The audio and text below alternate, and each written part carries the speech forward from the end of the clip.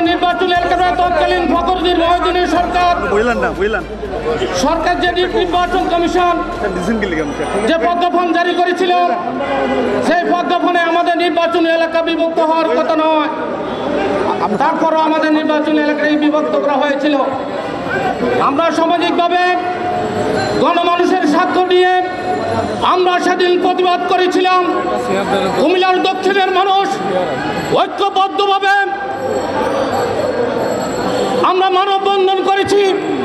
বিভিন্ন লড়াই অন্তত শতাধিক মানববন্ধন আমরা করে এর প্রতিবাদ করেছি।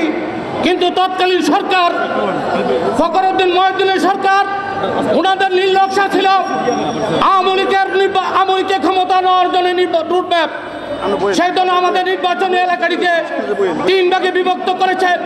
আমরা বলতে চাই, আমরা কুমিল্লার মানুষ, আমরা সংঘাত চাই না, আমরা বিভক্ত চাই না, আমরা রক্তপাত চাই না।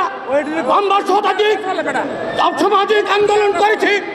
আমাদের কোনো আন্দোলনকে জনগণের আকাঙ্ক্ষাকে কখনো কর্ণপাত করা হয় নাই। আজকে ঢাকা এসে আমি বর্তমান নির্বাচন কমিশন আমাদের আন্দোলনের ফসল ডক্টর মোহাম্মদ ইউনূসের সরকারের প্রতি আমি অনুরোধ জানাবো, ইতিমধ্যে আপনারা আমাদের নির্বাচন এলাকায় ফিরিয়ে দেন। আমরা চাই না কুমিল্লা সদর দক্ষিণ অতিক্রম করে ঢাকা চট্টগ্রাম মহাসড়ক অতিক্রম করেছে। আমরা চাই না এই সড়ক অনির্দিষ্টকালের জন্য বন্ধ হোক। আমরা চাই না কুমিল্লার মানুষের রক্ত জড়ক মল্লস্ত নির্দেশ দেন। আমরা বাধ্য হব আগামীতে প্রিয় নেতৃবৃন্দ ঐক্যবদ্ধ হন।